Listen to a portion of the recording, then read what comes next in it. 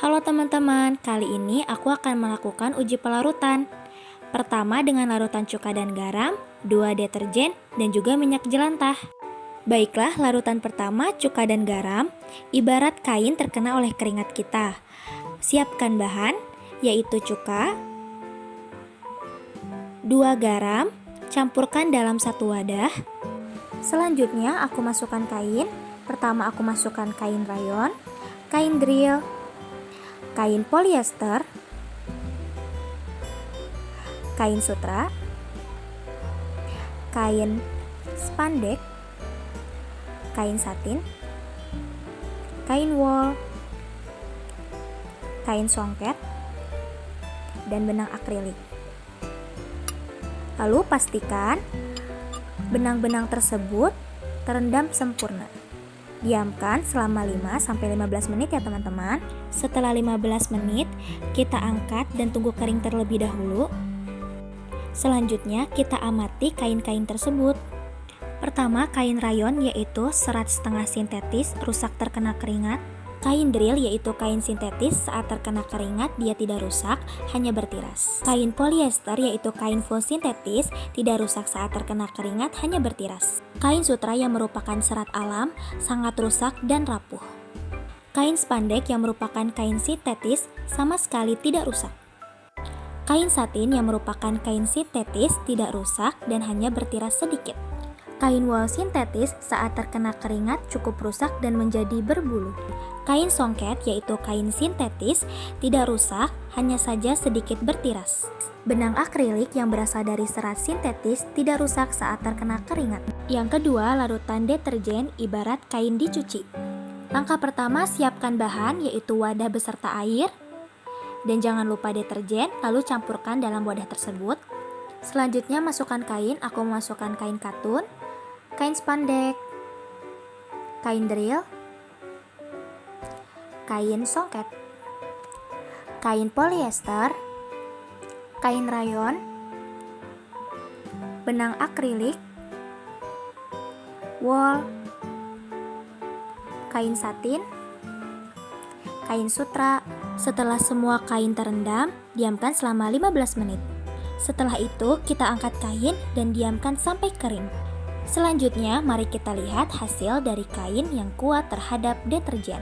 Pertama, kain katun yang merupakan serat alam, rusak terkena deterjen.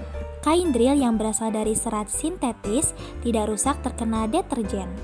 Kain spandek yang berasal dari serat sintetis, tidak rusak terkena deterjen. Kain songket yang berasal dari serat sintetis, sedikit bertiras terkena deterjen. Kain satin yang berasal dari serat sintetis, tidak rusak terkena deterjen. Serat setengah sintetis yaitu rayon, rusak terkena deterjen. Selanjutnya, kain sutra yang berasal dari serat alam, rusak terkena deterjen. Selanjutnya, kain wol sintetis, rusak terkena deterjen. Selanjutnya, ada benang akrilik, tidak rusak terkena deterjen.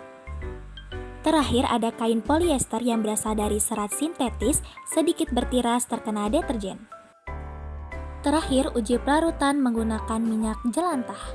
Pertama, siapkan bahan yaitu minyak jelantah dalam wadah.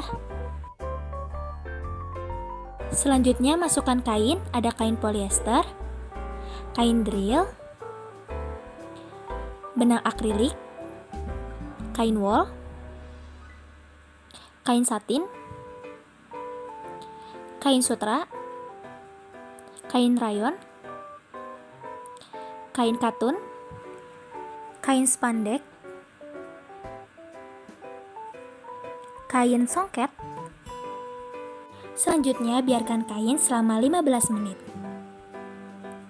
Setelah 15 menit, angkat kain dan biarkan sampai kering.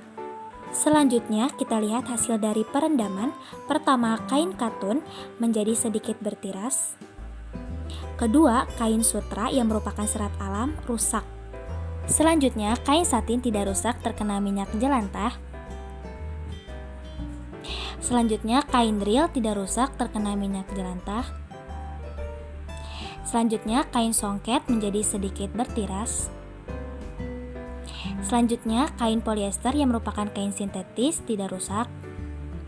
Selanjutnya, kain wol menjadi sedikit bertiras dan berbulu. Selanjutnya, kain spandek tidak rusak terkena minyak jelantah. Kain rayon menjadi rusak terkena minyak jelantah. Yang terakhir adalah benang akrilik menjadi sedikit berbulu. Selanjutnya, saya akan menganalisa anyaman pada kain. Anyaman memiliki 4 jenis. Anyaman polos adalah anyaman yang paling sederhana dan paling sering digunakan.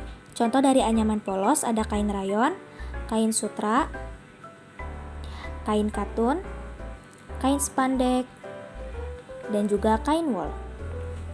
Selanjutnya ada anyaman kepar dengan ciri khas anyaman yang miring. Contohnya kain drill.